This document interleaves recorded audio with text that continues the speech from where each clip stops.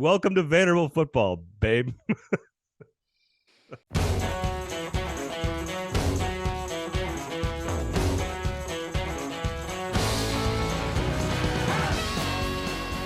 Welcome to Fringe Element here on the 440 Sports Network. My name is Braden Gall. You can follow me on Twitter at Braden Gall. Mine's Erin Dugan. You can follow me on Twitter at the Erin Dugan or Instagram Erin_Dugan. You can, of course, watch us on the YouTube page, so make sure you check out that. Of course, Stephen Lassen and myself doing the picks against the spread. Stephen dominating me for the season, so make sure you go check out his final pick against the spread for Georgia and LSU in the SEC championship game. Every single game has been complete. We've got, obviously, Hugh Freeze has been hired as the Auburn head football coach. You and I will discuss what that means for Auburn football. Chris Marler is going to join us a little bit later on from Saturday Down South, the College Football Uncensored podcast. He's going to bring some comedic brevity to the conversation later on, as one does with Chris. Alex McDaniel going to join us for the Win, of course, editor. Going to give us a very different perspective. So we've got some heavy tunes and some light tunes, some congratulatory tunes here at the beginning. We're going to start light, talk playoff rankings, congratulate some teams like South Carolina and Missouri. I've got a story about taking my daughter to her first SEC college football game. So some fun stuff today on the show. And then what we wanted to have Alex on to do, Erin, was we have our own opinions. Everyone has their own opinion about Hugh Freeze. I think what I want to do is to present to people who the best we can, who Hugh Freeze the person is. And I think Alex is the best person to do that, why Auburn is making these decisions. And then I want you guys, it may not be easy to listen to, but I want everyone out there who listens to have the tools to make up their own mind about what is taking place with Auburn, because this is not criminal. This is not against the law. There's no one overreacting here and canceling Hugh Freeze. He's making $9 million a year. He's not getting canceled. But there needs to be a smarter conversation about this. So Alex is going to join us. She is going to give you as much possible information. She went to Briarcrest in Memphis. You are very familiar with Briarcrest in Memphis, which is where Hugh Freeze began. Mm-hmm. And we'll sort of lay out all the different things that are involved with Hugh Freeze, and then let you guys decide for yourself, how you feel, what you think of the decision by Auburn. That's sort of what we want to do today. I know that's probably tough because we also want to talk about like Georgia and LSU offensive and defensive matchups, Yep. Yeah. And congratulate some really good teams in the SEC this year for seasons that were very, very fun and remarkable. Mississippi State, Missouri, South Carolina, Tennessee.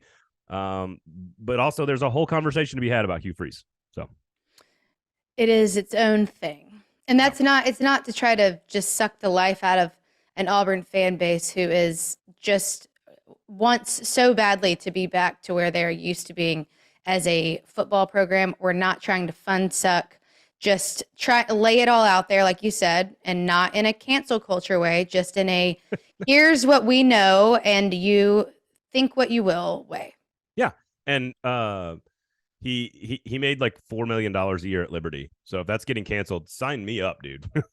Yeah, I mean, I'm doing something wrong if that's what's going on. Right. Sign me up. So again, it doesn't mean it's easy to listen to. We understand that, but I think you, the audience, part of the reason you listen to the show is that we're not going to pull punches, and we're going to try to do the best job explaining everything as best as possible. And then you decide for yourself what you think. Again, I have no problem with Auburn hiring Hugh Freeze. I'm not out on I'm not going to be telling people that Auburn shouldn't have done this. That we just need to make sure everyone understands all the implications and then can make up their own mind. So there you go. And frankly, how good at football coaching is he? Like, that's a whole other discussion. You have to know that if you do decide in your own head that they are making any sort of concessions from a moral standpoint, which maybe you don't think they are, but if you're going to do that and you do feel that way, you have to hope he's going to win. Can he do that? We'll kind of dig into as much detail as we can this early in the process. Yes, we will. So a lot of stuff. We will break down the SEC championship game a little bit later on. Does LSU have a chance? If so, how? We'll talk with Chris Marler. We'll talk with Alex McDaniel. I want to make sure you have enough space in the studio to explore your feelings about Hugh Freeze. I have my own feelings about Hugh Freeze. Again, lots of fun stuff here in the beginning. So we'll begin with the light tunes, then we'll finish with some heavy tunes, and then we'll finish at the very end with an SEC championship game preview. Yep. And a stat, by the way, I could not believe when I did the research. I have an SEC championship game stat for you guys later on. Oh. I could not believe what I found. Okay. That's exciting. So that's coming up a little bit later on. All right. Before we do any of that, Fringe Element is brought to you by J.E. Dunn, the no-brainer of your next employment venture. Guaranteed to win championships and guaranteed to do it the right way. J.E. Dunn. Ooh, that was good. You had that. You planned that. I did not. Liar. I would never lie. I may be a jackass, but I'm not a liar. jedunn.com. And I'm sure you can attest to that, by the way. jedunn.com is the website. You go look at it. You peruse the website. You see what's available from a career opportunity standpoint. You see if anything fits, catches your fancy, see if you like anything. You reach out to J.E. Dunn. You say, hey, by the way, I found out about you guys and how amazing you are and how you're a top 100 healthiest place to work and how you have $5 billion in annual revenue and how you have offices all across the Southeast. Yep. I found out about all of that from Fringe Element Podcasts, hosted by Erin, Dugan, and Braden Gall. It was Also, well, and yeah, please tell them if you go apply for a job and you end up being you get in a director role and you don't tell them that you heard about it from us, it's going to be pretty upsetting just for a slew of reasons. But a director role is very specific. Director role, some sort of higher up, and then you don't tell them about the source. No, but the website's super easy to navigate. If you just go, there's a career tabs right at the top. You can go to early careers. You can go to there's a more experienced career tab, and then you can sort by location. So if you're looking by position, you want to do marketing, you don't care where you live because you hate everyone that lives in your town, you can search by the job role. Wow. Or if you want to just type in, you're like, I'm not really willing to leave Kansas City, for example, you can search by that and see everything that is available there. So super easy to navigate and great place to work. All right. So some light tunes here at the beginning. Playoff rankings: Georgia number 1, Alabama 6, Tennessee 7. I do think the top 7 are very clear. South Carolina comes in at 19, Mississippi State at 24, LSU falls to 14. I actually think that's generous for LSU. I think you could move them down even further. I think they've got a really nice resume, but they're also I just don't think they're an elite team. Great does not take away from how great a year it's been for Brian Kelly. They completely pissed down their leg against Texas A&M. It certainly does not give you a lot of confidence going into the SEC championship game against Georgia. But again, I will have a stat for you coming up later on about the SEC championship game. And I guess the only question is, are you okay with Alabama being ahead of Tennessee? And is there a path for the Crimson Tide to get back into the SEC or into the college football playoff? I don't clearly see that path. Do you? TCU loses. USC loses, maybe, but I don't think there's a path. I don't think so. It won't matter if Georgia loses or not. No, Georgia's in. Georgia's in. Congratulations, Georgia. Yeah, congratulations. Yeah, is it possible? Yeah. Is it likely? To me, very, very unlikely. I think because Alabama doesn't have a lot of great wins, even though I think they're win. Right, like what we've talked about, and you brought up, the past couple of weeks, is that the college football playoff committee prides themselves on looking at everything, and Alabama's wins were not done in an authoritative way in a lot of these games. They were super close, by a very small margin, even to teams that you're not seeing in this top tier of the college football playoff ranking. So I just don't see that happening. Now, they did hammer Mississippi State, who's ranked number 24. They did beat Ole Miss on the road by, it was a 1-score game. And they beat, of course, they did not play South Carolina, who was ranked. They lose to LSU on the last play of the game. They lose to Tennessee on the last play of the game, both on the road. I actually am okay with Alabama ahead of Tennessee, in part because Hendon Hooker is no longer a part of Tennessee. And so when you do rankings, you have to sort of blend what you accomplished this year in your resume and who you were and what you did with the trajectory of what you can accomplish for the rest of the season. Yeah, what you are currently. And currently, Tennessee is not the same football team without the Heisman Trophy caliber quarterback playing for them. And so I don't think you can take him away and then just automatically say they're just as good, because they're not. I think Alabama defensively is leaps and bounds ahead of Tennessee. They have a top 5 defense statistically in the country. They have a top 15 offense in the country. The only other team in America that can claim that is Georgia in this playoff conversation. They've also played as tough a schedule as way tougher schedule than Ohio State or Michigan or even USC. So I think rational human thought, again, I think Bama fatigue blocks your brain from accurately analyzing the Crimson Tide. But I do not see how they get in past Ohio State, because Ohio State's not going to play, and they have one fewer loss. Even if I think Alabama's the better team, there's no chance the committee will slide Alabama ahead of Ohio State, in my opinion. I don't see it happening. And on the same front, it's the same kind of argument as Alabama fatigue, but on opposite side of the same conversation is just there is a standard that we expect Alabama to hit, and when they don't hit it, they seem like they're even worse than they really are, if that makes sense. Like when Alabama loses at all, especially loses or like even wins close games, they seem like they're not that good, and it's really not reality. It's because we're judging Alabama against Alabama. Alabama, that's right. And not Alabama against everybody else in the playoff rankings. Correct. Which is the job. So there's no path for Tennessee or for Alabama. It is what it is. It does not take away for teams like Tennessee. It does not take away from how awesome and spectacular and memorable the season was for Tennessee. Right. They won a couple of games we did not expect them to win. They had a better record than we did not expect them to have. They had 10 wins for the first time. And here's a quick story for you. First time, and I think I was like basically father shamed into taking my daughter to the Tennessee game, which means I've created a freaking monster, because at 6 years old, so it was raining in Nashville. It was like mid 50s, so it wasn't super cold. It wasn't super cold. We were both there. I did not see you, but well, we weren't going to go. I didn't even try to get tickets, because I was like, there's no way the 6-year-old is going to stand in the rain, out in the rain, for like 4.5 hours, the length of a stupid ass college football game these days. Like for a 6-year-old, I was like, there's no way, we don't have tickets. And I kind of like was like the entire day, I was like, look, we don't have tickets and it's probably going to pour down rain. Are you sure you want to do it? And the whole day she's like, I want to go, Dad. I want to go. And I'm like, how can I be a college football junkie nerd, Tennessee alumni, with a 6-year-old kid who's she's been to soccer games and NFL game and hockey games, concerts. She's never been to a college football game. And really? She loves, well, it's hard to go. Like, go big. Like, she wants to see Tennessee. We never got her to kneel in the last couple of years. Right. Also, Tennessee didn't have a whole lot to cheer about. True. And it's a lot easier to convince your child to root for a team when they're like number 1 in the nation and beating Alabama. But so the game, we're at home.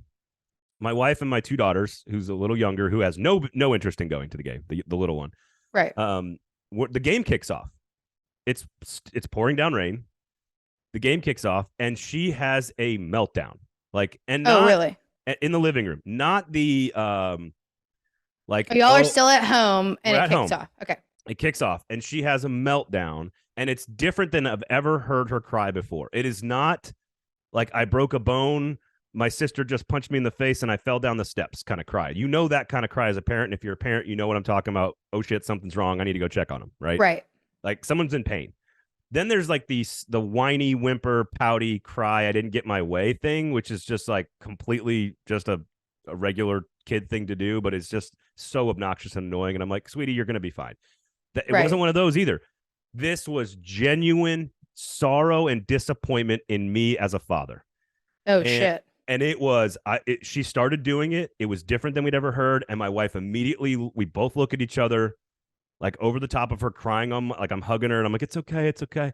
And we look at each other, and our eyebrow, like her eyebrows just go up, like, you gonna do something? You gonna do something about this, Dad?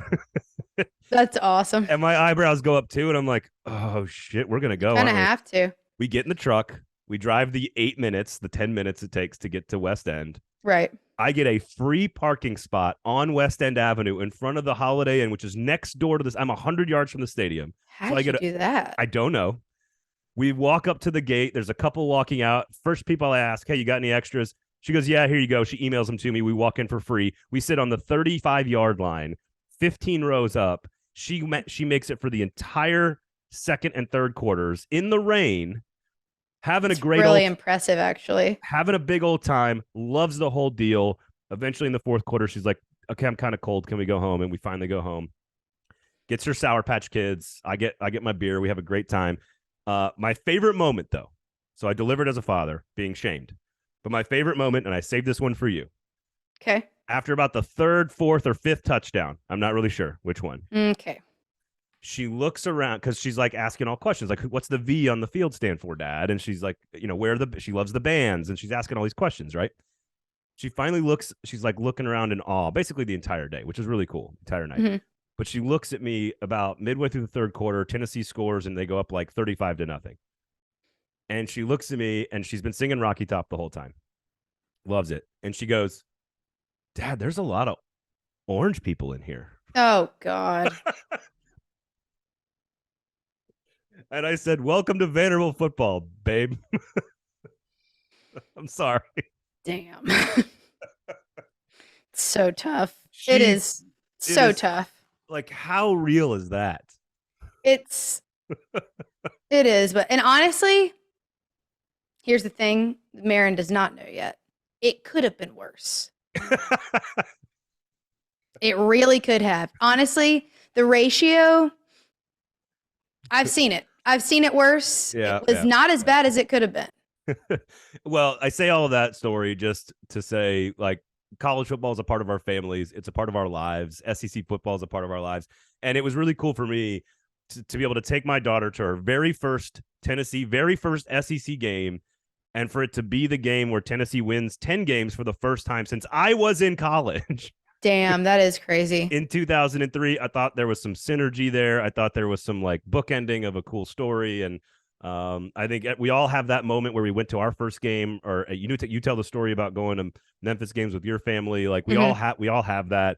And I sure hope my little baby girl remembers sitting in the rain, watching Tennessee dominate Vanderbilt and trolling the entire Vanderbilt fan base on accident. You need to let me babysit that kid. I got to fix a couple things. Although it wasn't I'm all like, so Marin, do you want to be a genius? She's probably already she's a big fan of quantum physics girl. She's already see, there you go. I just need it. You and Haley can have a date night. I'll iron a couple things out. Here's the question. Okay. If I do, which school would I like her to go to? It's Vanderbilt. Duh. Which school do you want to pay for? Not Vanderbilt. Not all of them, but Vanderbilt. Just every single one. I am prepared though. This is actually super easy for me. Like if she decides to go to any other school in the SEC, I would have no problem switching to rooting for my daughter's alma mater. Like I don't think that would even take any time at all. Like it wouldn't even matter. It's weird. I think doing what we do kind of. Yep. You would think it would make it. It does make it a little easier. You can start to appreciate things about. Oh, Tennessee lost to South Carolina, and I was over it before the game was over. Didn't even. Yeah, the numbness. Yeah, it's a survival skill. Yeah, which brings us to South Carolina, and you'd like to stand up for all South Carolina people. Listen, I have several very close friends that are diehard South Carolina fans who are also avid listeners of the podcast. They are not happy with you and haven't been happy with you for weeks because they do not feel like now. Okay, here's what I will say. You have apologized to Shane Beamer for having doubted him as a coach. However, credit has not necessarily been given to South Carolina when they've been pulled off some of the wins. Well, it's true. You told me I was apologizing too much to all of South Carolina. I said you apologize all the time. I said you apologize all the time to Shane Beamer, which you do. I apologize to the team. I was dead wrong about the team. I've said it before. I was dead wrong about the team. Okay. Well, I don't know if I kind of stopped this last week because I didn't want, or 2 weeks ago or last week. I think it's been every week. I think it's mainly us not really stopping and giving them a moment. Like I try to stop us and really give Spencer Rattler credit where credit was due the other week and said I would have wanted to be in Williams-Brice Stadium for that game. And one of my friends' direct comments was, all Braden effing said was weird things happen at Williams-Brice. He's like, that is not enough. And I go, I was like, bro, you're not wrong. Okay. So let's call his ass out. Okay. So what do you think I should do here? Because here I can tell you what I would do. And I will do what I will do. How about that? That's real bad. Okay, why don't you do what you'll do, and then I'll fill in the gaps if I feel like you missed some stuff. Spencer Rattler, one of the best 2-game stretches, if not the best 2-game stretch he has ever played in his entire life. The game against Tennessee, we said this last week, like he was making throws. He just flat out beat them with his own ability and their own scheme. I love the way they schemed the different pieces, the way they're moving tight ends around and using wildcat formations. They're just being super fun and creative on offense. It's how they beat Tennessee. It is how they came. Now, they used Beamer ball to beat Clemson. Like that was like Clemson doing weird shit on special teams, South Carolina capitalizing on mistakes, forcing mistakes, creating mistakes. I'm not taking anything away from South Carolina. 2 top 10 wins. You cannot spin that any other way but awesome. It is awesome. And I thought South Carolina would be 5-7 this year. I thought they would be 5th or 6th or 7th in the East this year. I was dead wrong about all of that. I have no problem saying that. Shane Beamer should be in Coach of the Year conversations in the SEC. I don't think he's going to win it, but I think he belongs in the conversation. Mm-hmm.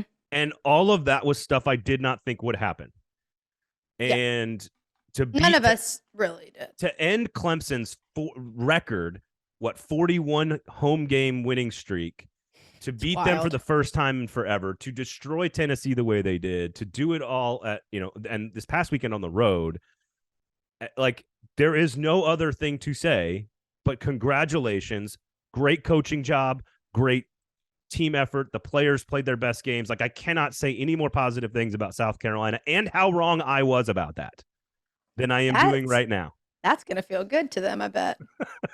I bet they're going to love that. No problem with that. It was unbelievable finish. The fact that Shane Beamer in 2 seasons as a head coach, taking over a program that was not supposed to do any of this. Right. And this is going to sound like a backhanded compliment, but it's not.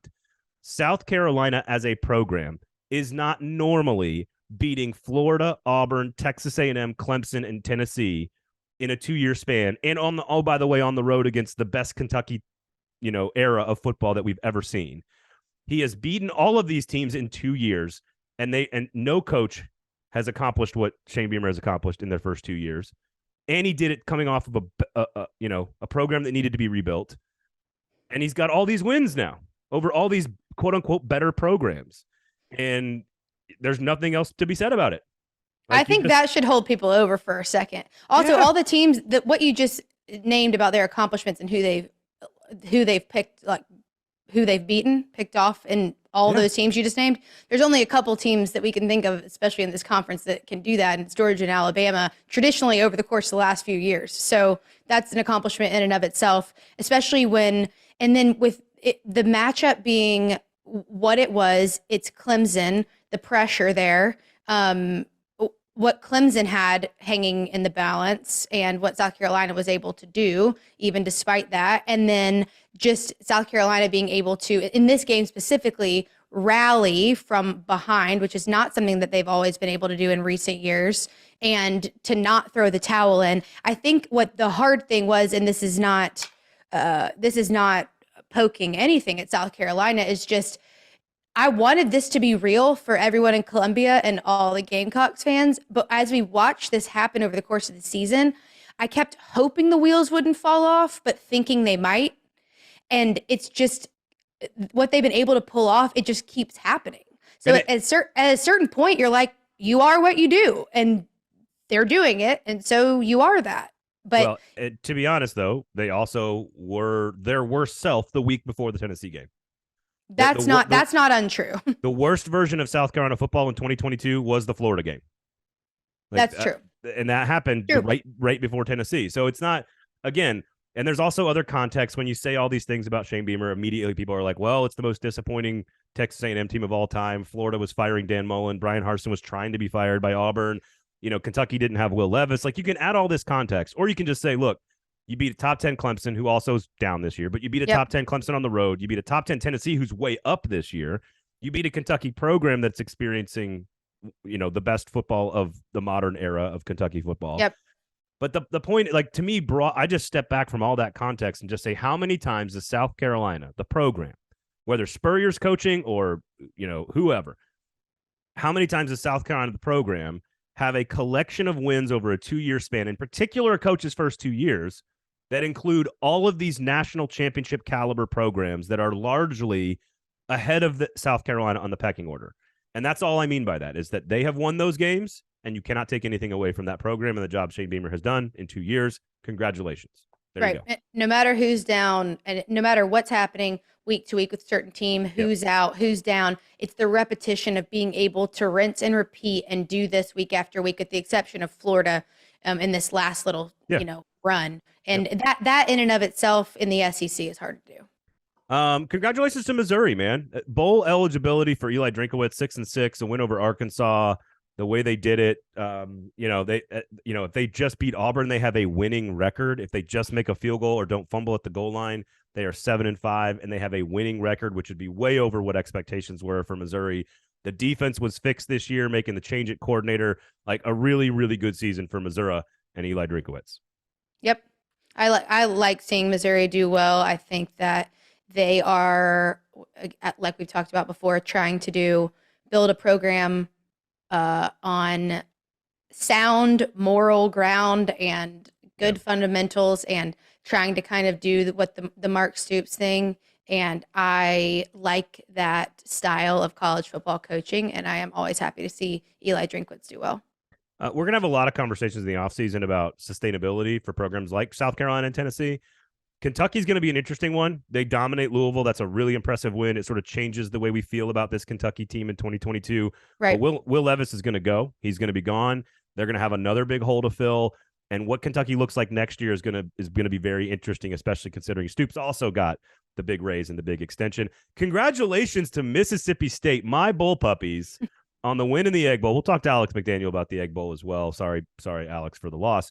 But Mississippi State with the win, they should have finished it off in easier fashion by not fumbling on the goal line. It's my favorite rivalry game. Chris Doring said so last week as well on the show. That is an 8-4 team that finishes third in the West. That's a team that I was hyping up all summer. As wrong as I was about South Carolina is as right as I was about Mississippi State. You know what their losses are? Their losses are like on the road to Alabama, on the road to LSU, Georgia. Like their losses are really, really good football teams. Their losses are to all top 15 teams right now. Well, and then I think the other one is at Kentucky. I think they lost. So 3 road games against 2 really good teams, a solid team, and then of course you lose to Georgia, the number 1 team at home. Yeah. Really, really good year for Mike Leach. Very much so. And this game it's always wild, like you said. And again, Alex, we won't go too much into it because Alex talks about it a little bit, but the ability, or Mississippi State's ability to respond is also something, just like we talked about South Carolina, something that served them well in this particular matchup. And just did a good job setting the stage for what they're going to have to accomplish the second half to pull this off. Yep. And they did it. They did have their couple questionable calls in this game. If you're mad about those, I get it. Lane was, and I would have been also. But also a lot of drop passes from Ole Miss. You could have won the game. With or without that being a difference maker. Right. Yeah, and then just Ole Miss just was not able to get anything done on the ground. Yeah. It's a testament to what Mississippi State was able to hold them to. Coming back to win it in the end, it was a very, very close game. I am glad that I am not a passionate fan about either one of those two, because it would have been very hard to watch. For me, it was wildly entertaining. Oh, I loved it. I loved every second of it. Frankly, like Vanderbilt had a really nice season. Obviously, we talked about Tennessee and South Carolina. Georgia's number 1, undefeated. Alabama was quote unquote down, I guess, this year. But A&M really is the only team that I think you look at and you go, they were so much worse than we expected. Like Arkansas wasn't as good as we expected, but they also lost KJ Jefferson, and they had one of the toughest schedules, as Sam Pittman told us like a million times in the summer. Mm-hmm. Ole Miss at 8-4, even though the season didn't end the way they wanted, they kept Lane Kiffin. And I think the team at 8-4 in a rebuilding year is an accomplishment in the SEC West. It's a good spot to be sitting. I would not be upset to be them. LSU wins the freaking division in Brian Kelly's first year. Like, I don't know who's really upset about their team. Clark Lee and Vanderbilt overachieving at 5 wins. Missouri gets to bowl eligibility. Kentucky 7-5. Maybe Kentucky fans are a little disappointed, but I don't like. Otherwise, almost everybody other than A&M, and I don't care about Bama's feelings. Like almost everybody. Pretty awesome season, a pretty good season, pretty positive season for most people. So where did Florida end?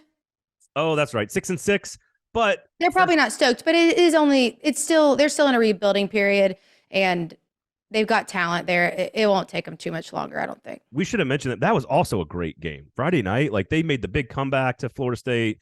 They, know, Jordan Travis just does some spectacular stuff, and that happens sometimes when a quarterback gets hot. But I still believe in Billy Napier, the job they're doing, building up that program. Too. So maybe you don't love the 6-6 Florida fans, but I still think you're in good shape moving forward in the future. So, all right, we're going to talk a little Hugh Freeze after our conversation with Alex McDaniel. I want to get your thoughts, Erin, on the hire. I think there's a way to look at it that is the smart and rational way to look at it, but we want to present all the information to you, let you guys make up your own decision. This is not necessarily going to be an easy listen, but I think it's really, really important for people to hear from Alex's perspective. Then we're going to lighten the mood, talk SEC championship, give you a stat that I couldn't believe, and listen to comedian Chris Marler joke about all things SEC football. It'll be a good mix. Yeah. Some heavy tunes and some light tunes. All right.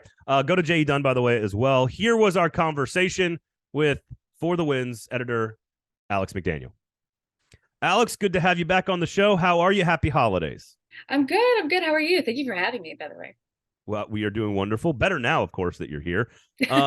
You've been around this Ole Miss program, the Southeastern Conference, for a long time. You've been around Hugh Freeze a lot, so we're going to discuss and try to paint a picture of who this person is for people out there.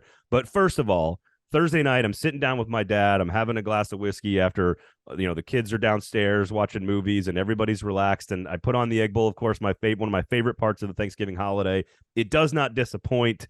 My dad at one point looks over to me and goes, "When do you think Lane's going to Auburn?" I said, "He's not. He's going to stay at Ole Miss." Sure enough, the game ends in a crazy fashion. So what'd you think of the game? Number one, it seems just Egg Bowl perfection. And how surprised are you that Lane stayed at Ole Miss? It was Egg Bowl perfection. I'll say that. It was the most Egg Bowl that's ever Egg Bowled, at least since Elijah Moore hiked his leg in the end zone. It's a fun game to watch anyway. I'm not originally from Mississippi. My dad was, but we come from a totally Mississippi State family. So my dad and I were the only ones who kind of broke away from that. The game was disappointing personally for me, but there's nothing worse than a boring Egg Bowl, especially when they brought it back to Thanksgiving and being with your family and kind of commiserating together was something for sure. With Lane, I had been following that all week and I had been talking to people on the inside. That sounds a lot cooler than it is. It was just people who are a lot more knowledgeable than me, I should say. And, I truly believe this time a week ago, he was going to Auburn. Truly believe that. I know that his kids were at least one, if not the tipping point for him, because they really like Oxford. They wanted to stay. And nobody could really blame Lane for that. I know I had tweeted a few things about all these Ole Miss fans who suddenly went against him because they thought he was leaving and we don't need you anyway. It's like, come on, we always knew he was going to leave. They all leave. Everybody's going to leave. They're going to go on to something else. So to me, it was one of those, I'll be bummed if he goes because I think it's been such an exciting time for the program and to be an Ole Miss student or a fan. But, it was ready to move on if that was going to happen. So it was definitely a pleasant surprise to find out that wasn't the case. I actually didn't think that he was going to. Braden, I called that a few weeks ago. No, we've been on the show saying he wasn't going to go. That was not because we were reporting that necessarily, Alex. Yeah. But we've been. I don't report. I just make stuff up. Lane is a different guy now, and I think you mentioned it. His family, his father, his kids, all wanting to be in Oxford. You can make a fortune there. You can set yourself up to take over for Nick Saban afterward. Like you can. It's just he's not shy about wanting that job. It just kind of felt right. Auburn's a little crazy. They both are these beautiful college towns that are kind of the same. You can win more at Auburn, but you got to deal with a lot more crap at Auburn. So, right. Which we're going to get to here in a second. So I guess what's interesting is that after Hugh Freeze, I don't think there was a plan for Auburn. I don't think that if Hugh Freeze had said no for whatever reason, which he would never do because he would bathe in sulfuric acid to get the job. I think there would have been true Auburn, like bona fide chaos, but he takes the job. He gets back into the SEC. There's all the national narrative about redemption and second chances. And I think there's a lot of disingenuous Christianity happening here, or country club Christianity, as we would call it. So just try. I call it Instagram bio Christianity. Instagram bio Christianity. To quote Jason Kirk, just rub some church on it and you'll be all right. So I guess your first reaction, what's the first thing that goes through your head when you see the reports that Hugh Freeze is going to be the next head coach at Auburn? I have a very weird long history with Freeze, and not that I've ever known him that well, but I was in Oxford I was the editor of the paper in Oxford when he resigned, and kind of covering that tail end of the NCAA investigation and everything. And, I understand that there are a lot of people out there who have different value systems when it comes to coaches.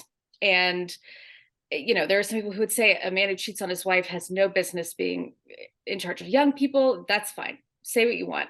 For me, what he did at Ole Miss is not the issue, and it hasn't been the issue for me when it came to him being hired anywhere. I understand everything that happened with his infidelity, which is a very personal, private thing, and his family paid the price for that, I would say, more than anybody else.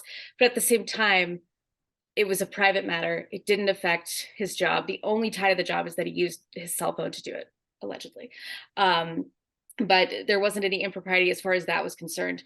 The NCAA investigation, like paying players is cool. It's always going to be cool. I was fine with that. Yeah. But I think it's this other part of him, the searching his own name on Twitter, the privately DMing people who don't agree or like him at all, and just his history in general, long before Ole Miss, with this, this Christian purity culture, and his time at Briarcrest, for example, when, we saw the story that came out, what was it, a year or so ago, about the students who said, when I was in junior high, I had to change in front of him, take my shirt off. When I read that story, I know this is a long answer, I promise I'll get back to the point, but like when I read that story, I went to Briarcrest for 2 years in elementary school, which is nothing. However, even as a young child, as an 8-year-old, you are indoctrinated from day one, or at least you were. I have no idea what the school's like anymore.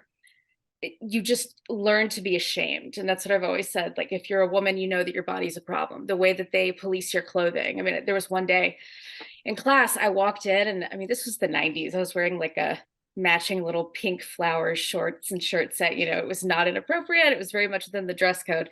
But the shirt fell about an inch below the waistband, and my teacher made me stand up in front of everyone and try to tuck it in. I couldn't unless I pulled the shorts up shorter. And as soon as I did that, the class laughed, and I felt embarrassed. And she just made a total example out of me and said, you need to rethink what you're wearing if you come into this school. Yep. And she also said, you should wear something more figure flattering. I was 8. Wow. There was no figure. Wow. There was no figure. And that was not uncommon in that school at that time. So to me, reading that, I'm like, I have no reason. Would that be the second grade? That would be third grade. Third? Yeah. Jesus H. Alex. And I have a third grader now. I cannot imagine him. God. He's a baby. Him going to, I cannot imagine somebody saying, wear clothes that flatter you more. What are you talking about? He's 8. So I know, I know I'm rambling now, but when I read that, it wasn't so much about Freeze as it is about those schools and those systems. I went to a Southern Baptist church in my teen years just because there's nothing else to do in my town. I grew up in Arkansas, so it was like go to Sonic or go to church.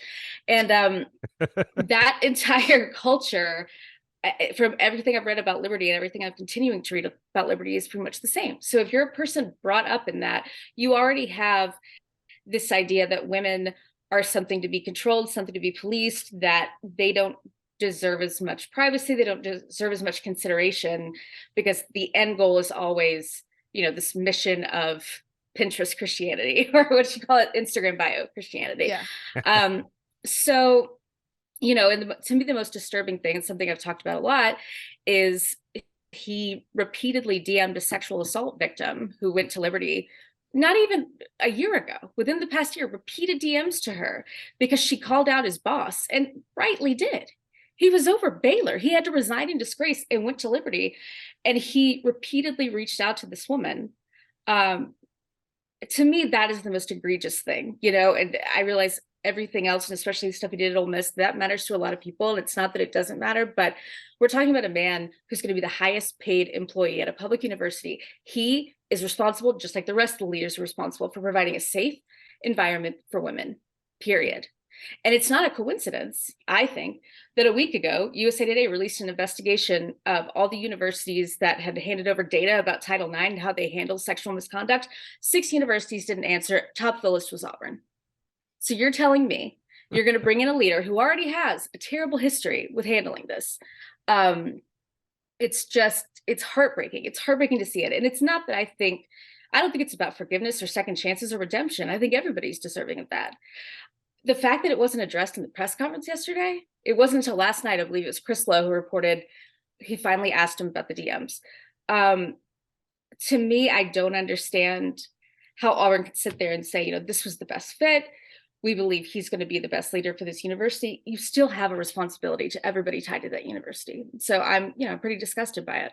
Including the student athletes that you are setting an example for. And it's the difference between, Alex, what you're saying is, have you made mistakes in your personal life? Okay, fine. Like, let them stay there. To me, you know, I think cheating, you know, infidelity is a personal matter. I don't necessarily think it bleeds into coaching.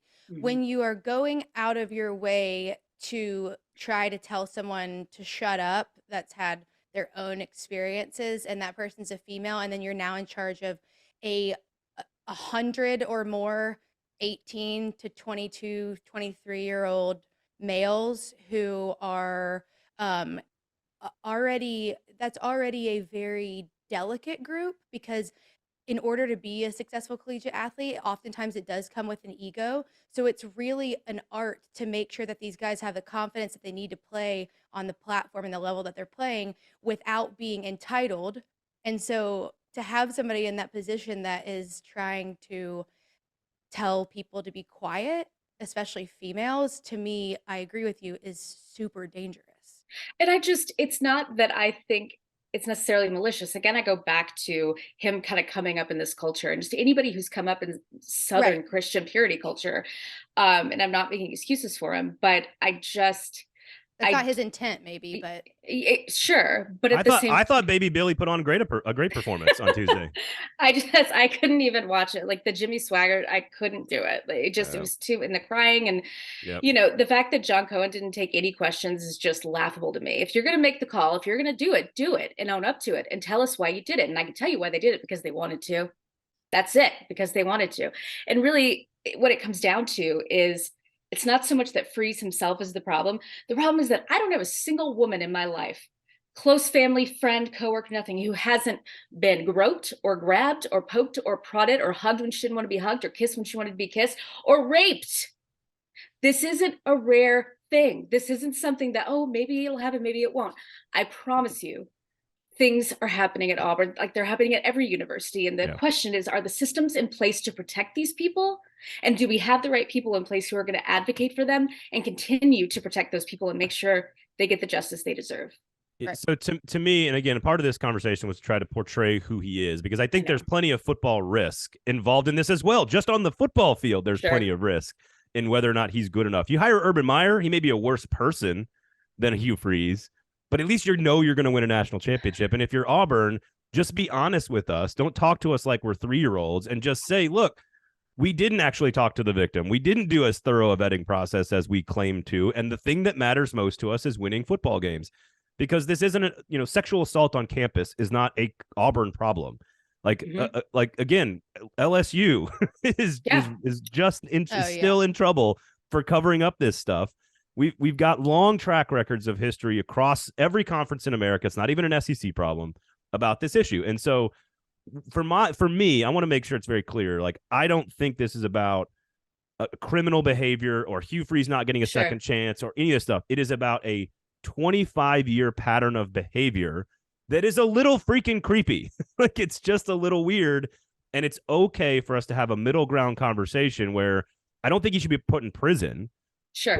But if you're going to make him the second highest and second most influential human being in the state of Alabama, it's okay to then ask some of these other questions about the behavior and who he is. Well, and what message is Auburn sending? That's really what it comes down to. You know, I agree that, again, like, I'm not concerned with his redemption story or anything. That's on him.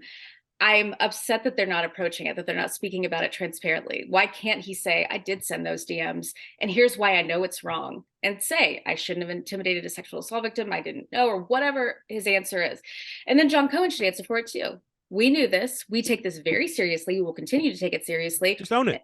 Own it. That is all anyone's asking you to do, and to stop pretending like all of this is about cheating on his wife, because it's not. Because Hugh Freeze doesn't think it's wrong. I mean, that's what it comes down to. That's what it comes down to. And people can have, it's not you about said it, we were thinking it. It's not about religious beliefs or anything like that. But when those beliefs pose a potential threat to and I don't mean a direct threat. Again, I'm not saying Hugh Freeze would directly do anything. I'm saying he's going to be at the top of a program that still has the responsibility of protecting Title IX, of protecting people who come forward with sexual misconduct. That is my only point. You can have your beliefs. You can believe that you want. I don't care. But did Auburn really stop and think, okay, is this the person who's going to uphold these systems, who's going to protect our students? Or did they just do it because they wanted to? And now crisis PR is working overtime to make sure we forget about it. Probably the second one. If he does not get 5 turnovers inside his own 40-yard line against Alabama one time, are we even having this conversation? I mean, I've been like making little jokes about this. That's what's so funny. Look, I was there at both games in 2014 and 2015. The Oxford game with Katy Perry and the goal was coolest day of my life. I loved it so much. But at the same time, like, you know, those years we also lost to Arkansas. You know, like we also lost to Memphis, I believe. That might have been 2015. I'm not saying he's a bad coach. I guess I'm just wondering why we're jumping through so many of these hoops. Why is he getting the Urban Meyer treatment, so to speak? But again, you know, like I have no doubt he'll go there and win games. I don't know how many, but if this really just comes down to somebody who could beat Nick Saban, like, you know, a few people can beat Nick Saban now. It's not exactly the rarest thing anymore. And it's just, I don't know. It's wild to me. Well, is there anything else you would like the people to know about the head coach at Auburn? Any other anecdotes or stories you'd like to yeah, we got a story, right? Well, yeah. So actually, and I tell people this because internet strangers usually like to throw it in my face as if I was trying to hide it or something. You know, in 2014, my dad passed away from cancer in October, and I wrote a column about it. And Freeze happened to read the column. He reached out to me and it was very kind, offered his condolences, invited my family to come spend a day at the practice facility the day before the Egg Bowl. Really, really nice. And I was overwhelmed. I couldn't believe it. You know, I just thought it was enormously kind. Just a bizarre thing happened that day. So it was the Monday after we lost to Auburn. This was the Laquan Treadwell broken ankle game. Really sad to watch it and just see that happen to him especially. So in this column about my father, which I obviously drew a football parallel because Ole Miss football was just our thing, I had some line in there. I haven't read it in a long time, but it just said, you know, part of loving something means accepting that you're going to lose it. I mean, that's the beauty of it all, right?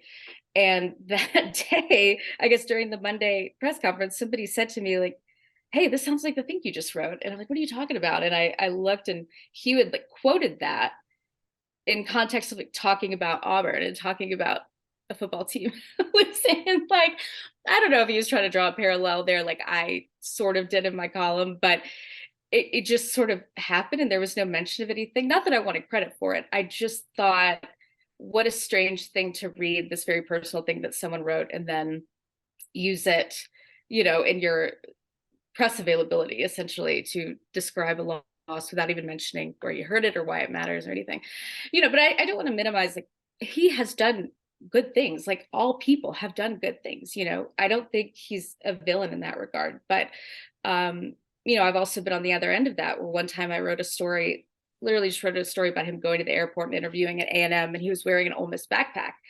And like his family came after me. This is when his daughters were in high school. Their high school friends came after me. There's no one meaner than girls in high school, by the way. And they were saying, like, enough with the Botox and stop with the cheek implants. It was brutal for a very like small thing. And so it's just the strangest experience to see someone who's so active on social media in terms of needing to know what is said about them at all times. You know, right, wrong, or indifferent. But I don't think it's a smart thing to do when you have a job with this much pressure and this much visibility. And I think that is played out. I think that's what we're seeing and talking about now. Really important people who need to read everything about themselves on Twitter. I mean, that is most coaches, to be honest, but most I know coaches... it just makes me think of somebody else. I think, Alex, that is obviously, you know, you're not looking to get credit at every turn. That's weird. It's poor taste. It's very Yeah, it poor, wasn't. it's poor, He it's just poor misses taste. the mark. He just misses the mark. Yeah, It's just yeah. like, do you have good feel or not? No. Yeah. And again, like it wasn't, I didn't want him to say, oh, I read that in a column. That wasn't the point. It was But it was odd. about you losing your father. I No, know. it's just weird. That's all. That's all. Yeah. It's just weird. It's just a weird thing. And I think the weirdness sort of adds to, you know, the DMs and the everything else. And like paddling high school children in the 90s. Like I told that to my wife, and my wife was like, I was in high school in the 90s. What are you talking about? Oh, we didn't paddle people. What are we doing? They definitely, Paddling women, paddling girls, by the way. Yeah. Yeah. They definitely did that at Briarcrest. And then I graduated from a high school in Arkansas, and they did that right up until I graduated. So how old are you? Well, when did you graduate high school? 2004. So Okay. my wife graduated right 2000. My wife graduated 2004. Yeah. In a high school in the South. Now Nashville's maybe a larger town than just Sonic and Church, but yeah. she grew up in a small. And when I told her that part of the story, that a woman came forward and said, yeah, I wanted this XYZ punishment, and he didn't get a female teacher to do it. There was no witnesses. He does it like he makes these weird noises and then smacks her with a paddle. Like my wife was like aghast. She was what? Like what? I grew up there, and lots of my friends went to Briarcrest. They did not do that at my high school. A lot of the same like dress shaming and all of that was a thing. But I remember all of this. That's the thing, is like to read it and be disgusted but not surprised. It's like, oh yeah, paddling, that was very much a thing, and just our vice principal would do it, and he was a man, and so there was no discussion of so weird boy or girl, like who's going to go in there and do it. And so it's not until you get out of that culture and away from it and kind of grow up and live your life that you start to really question, like, that's not normal. And so I think that's kind of what sums all that up, is these things that we're talking about, I think he thinks are very normal because that is the culture that obviously he was brought up in and that he has given to his family. So well, forgiveness is great. It's awesome. It's wonderful. But you also need to deal with consequences. And shame is a big part of what you're talking about. Some of these folks could use a little bit more of it. So we shall see. Listen, how about this? Let's end on this note. Any possible way that LSU challenges Georgia in Atlanta? Any possible way? I don't think so. Personally, I mean, I hope it's a good game. I hope it's fun. That would be really cool if they did, but I don't see it happening. Georgia, God, it's really hard to see all the attention go to the SEC East, but they've earned it. This wasn't exactly the best year for the West, but hey, it would be fun if they did. I hate a game where you know what's going to happen. So anybody in college football who is the most capable of challenging Georgia in the playoff? That's such a tough question. I was just talking about this with someone yesterday. I don't know. I really don't. And is it the men of Troy? No. I mean, it could be. I don't think Georgia is, we've all gotten used to like who's going to take Alabama down as being a sport, right? Like, oh, it'd be so cool if someone did that. Georgia has not been good long enough for me to get excited about that prospect. Okay. I was really happy for them to kind of come up, and it would be nice to see them, be a powerhouse for a while. But yeah, I don't know. What a year. I did not expect this year. Only making Hugh Freeze's job that much more difficult to win a national championship at Auburn. Based on what the landscape looks like currently. Alex, thank you so much. Happy holidays. Best Twitter follow ever. In my top 2 Twitter follows, period. Also, watching your son troll you about your dating life is my favorite thing in the world. He's so cruel and so mean and so accurate, which is the worst part. I get the struggle. Yeah, it's tough. It's all right. I'm not dating, and I think my 6-year-old daughter trolls me about dating life, so it's no big deal at all. And I'm married, so kids are mean. Kids are ruthless. Also, the little McDaniel, also a top follow on the socials as well. So, which you can get through Alex's following her accounts as well. Thank you so much, Alex. We appreciate it. Thanks, Alex. Thanks, y'all. I appreciate it.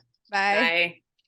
That was Alex McDaniel, For the Win editor, of course, one of our favorites on the show. And certainly, I think Erin, gives us an incredible perspective on, Hugh Freeze, the guy. I think redemption stories are written all the time. We in America love redemption stories. We love to build you up, tear you down, and then build you back up again. We all believe in second chances. I don't have any issues, frankly, with paying players. I think that's like the coolest thing Hugh Freeze has ever done.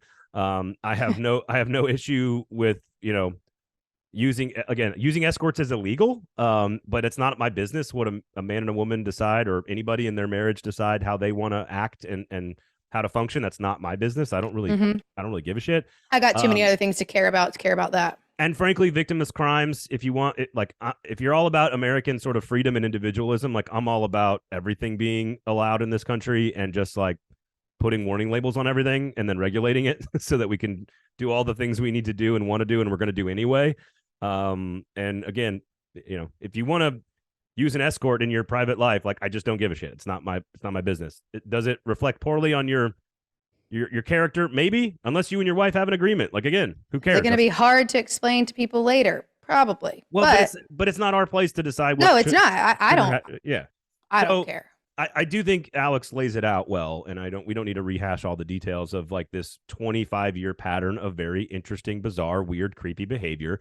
It is. I don't think he's changed. I don't believe that he is genuine when he says he's going through this giant, reclamation project of his soul or whatever. He comes across very charismatically, by the way. And part of what makes like megachurch preachers very successful is how charismatic they are. He is very good at luring you into the message and believing in it. It's probably what makes him a decent football coach. Yeah. So like, again, I understand Auburn's risks. I understand why they're doing it. I don't think he's nearly as good a football coach as people think. I think he's pretty good. I don't know if he's elite or good enough to beat Saban or Kirby Smart all the time. But Auburn has made the calculus to prioritize football over everything else. That's fine. It is what it is. I'm not, I don't think people should go to prison over this. Let's not go crazy. But it's a very, very risky move. And, personally, do I root for guys like Hugh Freeze? Absolutely not. I think the ship has sailed on me believing that he's actually truly redeemed himself and is, dealt with actual consequences when he was fired and ended up with like a $4 million a year job at Liberty. So I just, I want people to make up their own minds. Erin, what is going on in your head when you see Hugh Freeze getting hired? I'm not surprised because I know how bad Auburn wants to win. And I think that with Lane Kiffin being out, they felt that this was their best option to win, to have someone with, an offensive mind that could potentially put them in a place where it could have the record that they want at the end of the season in a not so distant season from now.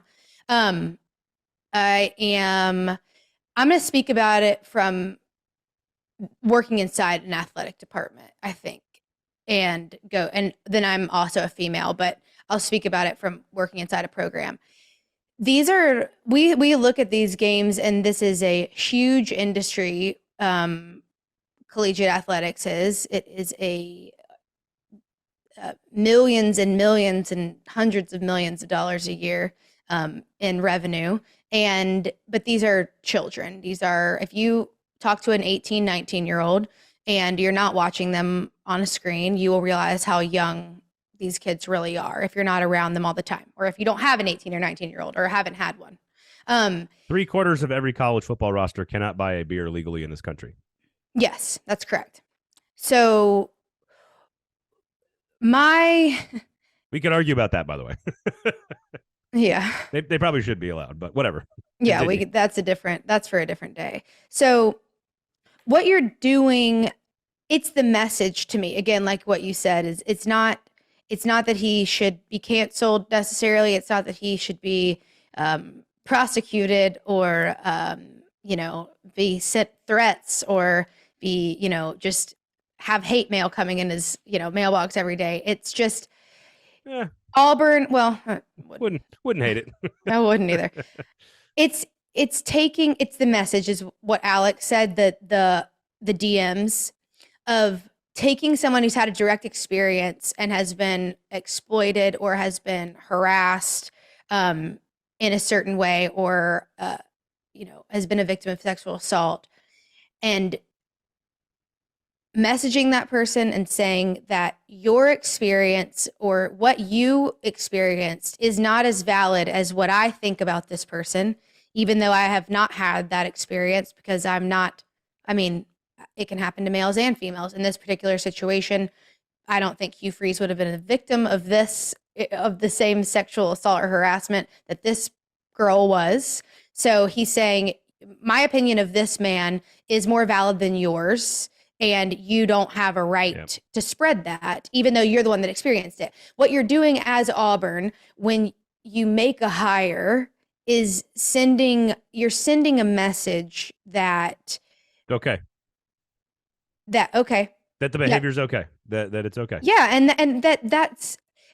then that person is now in charge of a slew of very young, malleable men, and who he will be with and in charge of all the time, every day, for 4, 5, 6 years. And will largely have complete control of the flow of information in and out of the program.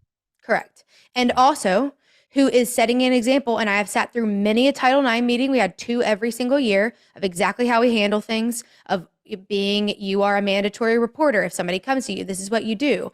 If you are going to somebody that is a victim of sexual assault and like in responding that way, it's hard for me to imagine that if something happened, that, I hope I'm wrong, that to your players you would say, like, that you would respond in the way that I have been taught. You have to respond to Title IX allegations, and it's a gruesome process. It's hard to do. To be in that position and know what you have to do when you hear things like this. Yeah. It's honestly not easy, and it's a ton of pressure, and it's a lot of responsibility. So what his behavior makes me nervous that he's going to set the correct example for everybody underneath him. And that's all I can say. I don't know what will come of it. I hope I'm wrong, but it makes me nervous that everybody's going to have the example that they need as a collegiate athlete to act the right way. It is the exact thing that just happened at LSU. The head coach and most powerful voice and most powerful person on the campus setting the wrong example. Yeah. That's all it is. Les Miles didn't assault anybody. Coach O didn't assault anybody that we know of. So, like, they're not, again, same thing with Hugh Freeze. It's not about the actual actions that you're, doing. Now, these are just, I'm just going to give you some, we didn't bring this up, but these are just facts here. 12 women at Liberty have come forward to complain and file a lawsuit against Liberty for how they handled investigating sexual assault on campus. They are now Liberty is under a federal investigation for how they handled those complaints on campus, led by Ian McCaw, the athletic director, who was fired from Baylor for covering up rape. I didn't say a single thing in there that was an opinion. Not one of those. I did not put an opinion in there at all. And the guy who was working for Ian McCaw at Liberty during all of this is the guy who is intimidating sexual assault victims via Twitter DM. And that is the man you have hired at Auburn. Again, I'm not telling Auburn fans how to feel. I'm not telling Auburn what they should or shouldn't do. I don't think Hugh Freeze should go to prison. I don't think he's done anything criminally wrong.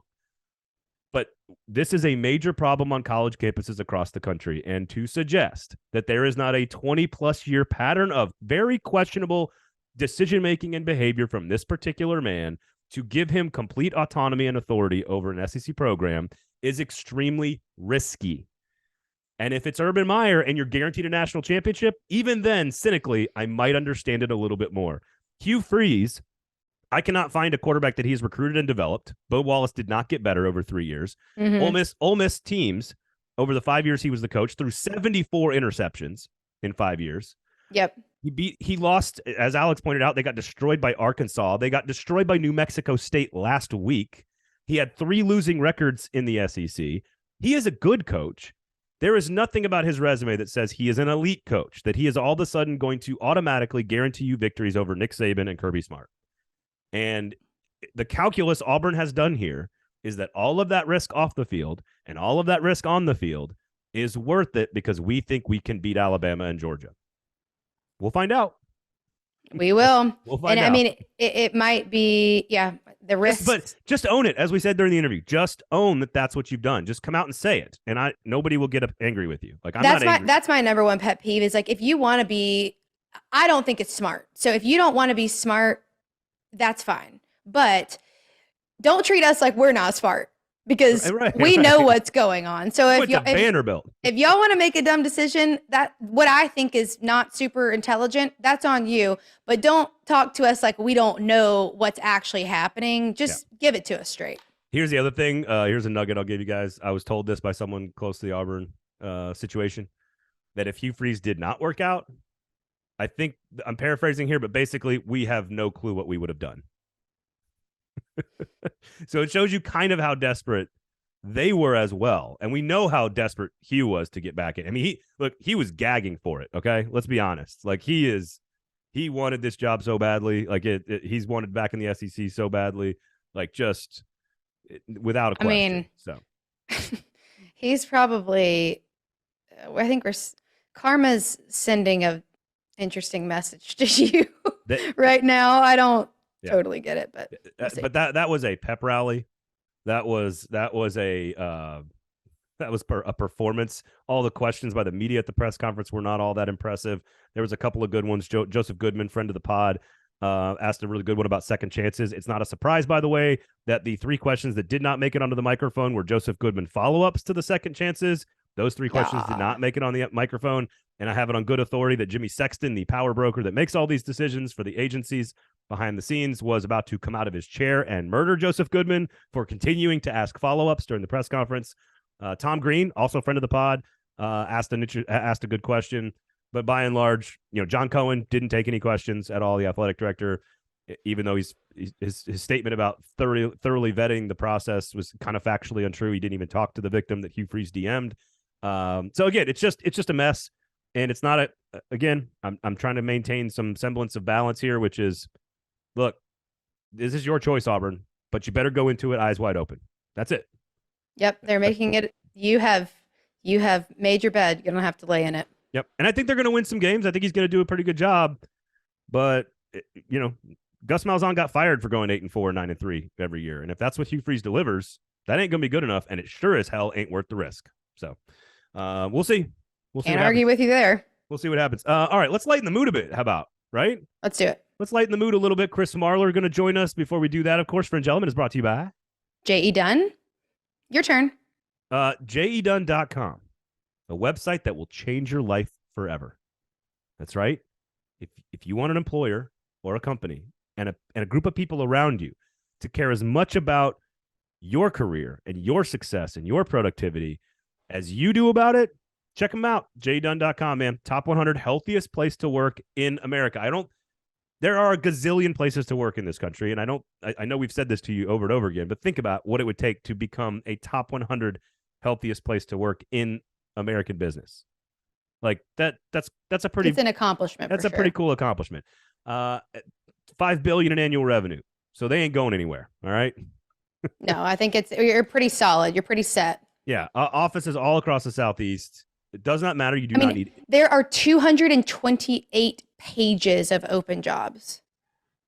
Wow. Pages. I did not do that much research. Look at you. Good job. From Omaha, Dallas, Santa Clara, California, Atlanta, New York, everything in between. Wow. Nice. I didn't know there's that many. Wow. Because they only hire the best. Oh, wait, sorry. 228 total, not 228 pages. That's still a lot. Okay. That's still a lot. Almost. Yeah. Yeah. J.E. Dunn's strength of schedule through the roof. Unlike Alabama. There you go. Unlike Alabama's very good strength of schedule right. For J.E. Dunn. But go check it out. It's all about the culture. It's all about the team. It's all about the people. And listen, as someone who's married to a woman who like her job is to manage a team and like psychologically make them happy, healthy employees so that they are productive employees. That is when you have a company like that, you want to be a part of those cultures because it's amazing what happens when you actually are committed to what the work you're doing and you believe the people in charge, what they're saying. Right. It does make a difference. Yeah. Because they mean it. All right. We'll give you one stat about the SEC championship game you've got to hear. And we'll do that, and we'll get Erin's picks on the game. We'll break down Georgia and LSU a little bit in just a few minutes. But here was our conversation with Saturday Down South's very funny, very entertaining, always a good listen, Chris Marler. Here was our conversation. Chris, great to see you, man. Always appreciate you coming on the pod. How are you, sir? I'm good, man. I tell you what, Auburn head coaching searches is like the early Christmas gift. I wish they had it every single offseason because it's such a spectacle and such an event. It's amazing. Well, and this one actually played out incredibly predictably. I never, if you've listened to this show, which obviously you do, Every week, you've heard 4 weeks now us telling you Lane Kiffin was not going to leave Ole Miss and that Hugh Freeze was the top choice for Auburn. Sure enough, that is what's taken place. Just your thoughts on maybe both of them decision-making process-wise, because I want to get into the actual football of Hugh Freeze. Number one, how surprised are you that Lane Kiffin did what he did and did the tap dance and ends up back at Ole Miss? Is that the right decision? And then number two, just your broad general thoughts of Hugh Freeze returning to the SEC as a head football coach. And, of course, Auburn. There we go. So I actually went down to Auburn for the first time in my whole life 3 weeks ago, and it was awesome. I was on the field for like the entire A&M game. It was an incredible atmosphere. It was a really, really good time. Okay, so as far as the hiring went, so I actually did think that Lane was going to leave. Initially, I was like in the same camp as you. I was like, there's no way. Why would he leave? You know, what he's been able to build in such like a quick amount of time at Ole Miss. Why would he go to the dumpster fire that's happening in Auburn? And then that Arkansas game happened, and I was like, oh, this is usually what happens when a coach is checked out and got 1 or 2 feet out the door. And the way he was closing that season, but that entire emotional roller coaster that Auburn went on all last week, and this is coming from me, that emotional roller coaster, like it was even too much for me. Like it was a lot. But no, I thought he is the right guy. He is the fit. And like everything I'm going to say is just football related. Like, and because that's how you have to look at this at some point, where he is hired to go win football games for Auburn University in that football program and get them back to competing for, whatever championships that they have won. He is the perfect fit. I mean, you're talking about like loosely moral compass, like pat yourselves on the back for being like, it's like almost like a Christianity, like superiority technique. He was there's a lot of baby Billy to his game. But I'm in Auburn. That's what I'm saying. And that's what I'm saying. Hugh Freeze. We're talking about Hugh Freeze now, right? No longer Lane Kiffin, right? We're talking about Hugh Freeze. Right. I was saying Auburn and him are the same person. Right. And what I mean is like there's a lot of like mega church pastors are very successful. They're very successful because they're very charismatic. They are very they're very good at what they do. And I'm not suggesting that's what Hugh Freeze. He went a little that way during the press conference. But from a football standpoint, convince me, because I am not convinced. Yeah. I think there are just as many risks from a football standpoint in hiring Hugh Freeze as there are all of the other mountain of nonsense that we could talk about. From a football standpoint, this guy's had 3 losing records in the SEC. He claims to be literally said, like, my greatest gift is developing quarterbacks. I can't find any of the quarterbacks that have gotten better, whether it's Malik Willis, Bo Wallace, Chad Kelly had a good season. I'm not suggesting he's not good. I'm not suggesting he's not good. He wins games, but convince me why he has national championship upside. I'm glad you asked. I'm not going to say he has national championship upside because I haven't seen that from him yet. And maybe walking into all these new resources in the facility, maybe that somehow changes that. It doesn't for me, because listen, he's taken all 3 places that he's been to like a very, very quick turnaround. It's not just the fact that he was able to turn it around. It's not like Matt Rule and the incredible job he did at Baylor, where they're 1-11 year 1, 11-1 in year 3. I mean, you're talking about like he goes into Arkansas State. They had 15 straight seasons where they didn't have a winning record. He goes 10-3, and then he goes to Ole Miss, and they're coming off 2 straight losing seasons, right? And they hadn't beaten Mississippi State in 3 years, and Bama they've only beaten twice in the last like 24 years, I think. Ends up beating him twice. So it was the first time in program history that it happened. I think his entire resume is very, very weighted because of those 2 wins against Alabama. I think that's not a shot at him. I think it's just like kind of what it is. I think that he is, from a football standpoint, he's the best option that was there. He was the best. It's like, listen, I don't know if you're married, but like if you ever dated in your 30s and like the dating pool goes down a little bit, like, like if you imagine having to tell yourself you had to pick between Lane Kiffin and Hugh Freeze to be your head coach and that you're going to get married to for like 4 to 8 years in 2012, like that, you couldn't pay me to do that. So you're suggesting that Auburn is now a middle-aged man who is single, and is having trouble finding a date. Is that what you're saying? Yeah, like a mustard stain like on their shirt for no reason, like because they just don't know how to do laundry. Like that's but it's also like the people were talking about it last night and hearing the excitement, like the really forced excitement, which was because a week ago they were getting Kiffin, they were going to raid the entire roster, they were getting whoever they wanted. And again, I think this is the perfect fit. Like Hugh Freeze is like if Auburn came to life. I mean, he recited the creed. I don't disagree with that. I don't disagree with that. The difference is to your point, like when we talk about national champion, I mean, Auburn expects national championships. Like that's not the case at Ole Miss. Only because they compete for them all the time. Almost every coach who's been there has except for Brian Harsin, has largely gotten the team to national championship sort of levels at some, right. Some of them break through, some of them get, go on probation, but whatever, like they get to, sometimes they win a national title and sometimes they win but they get to that level. And so that is the expectation. And so he's, I think he's doing a great job keeping Cadillac Williams on. It's the first time I've ever agreed with Auburn boosters meddling in a coaching staff. Like it's the first time ever. I agree with that. But again, I just, you had a guy that beat Nick Saban a couple of times and won a national championship, and you paid him $20+ million to go away. Yeah. So I have not yet, take away all the other seedy 20-year pattern of off the field behavior that I just don't agree with. I don't think the guy should go to prison. I'm fine with him having a second chance. Like I don't actually care about all that stuff. But on the field, I still cannot come up with reasons why this is a surefire. We're going to beat Nick Saban. We're going to win the division. We're going to beat Kirby Smart. Oh, by the way, that's the one. There's another Nick Saban on the other side now.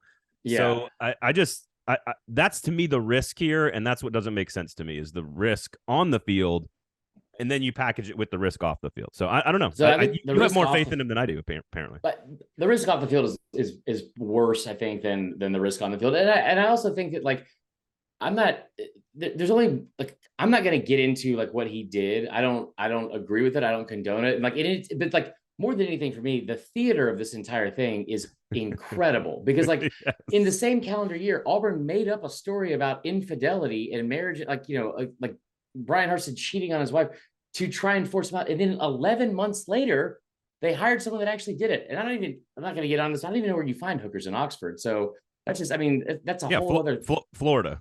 It's always, the answer is always Florida. What's interesting is, it's funny you say that, like sort of the way we sort of twist ourselves into pretzels, doing mental gymnastics to excuse the things that we want to prioritize in our lives. All I care about is Auburn. Just be honest about it. Like, look, this is football calculus. That's fine. There's lots of risk involved. I do think of Tennessee though, because Tennessee desperately wanted Hugh Freeze and all the fans, and now they're the ones on their high horses pointing fingers and saying things. And I do think that there's a lot, and I say this as an alumni in the Tennessee media. I know people in the Tennessee media, and I know a lot of friends who graduated from Tennessee who are looking down their nose at this when they desperately wanted him before they hired Josh Heupel. Right. So I just and they want that's the SEC. Here's the other thing too. Like I hate to say it, but like I don't all of the comments that like I've made several on Twitter.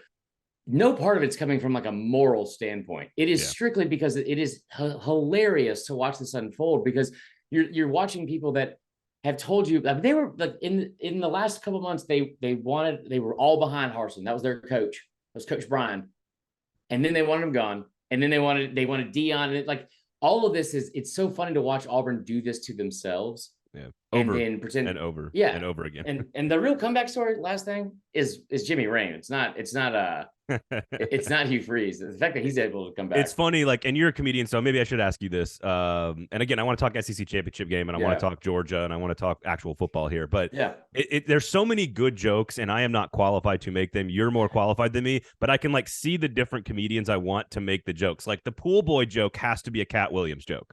Like Cat Williams needs to write the pool boy joke from Jerry Falwell and Liberty. Oh, yeah. Like I want Anthony Jeselnik to write the Art Briles, Ian McCaw joke. Like you got to get somebody really dark to write the rape scandal at Baylor joke. Like those are but that doesn't even include Laquan Treadwell with stacks of hundies on Instagram, which also Chris Rock would probably be a good one for that. Like we could just Dave Chappelle could do the escort joke. Like We just need comedians to make all the different jokes because I really thought at one can't point you were going to throw my name in there, but you didn't even throw me a bone, man. It's just like only.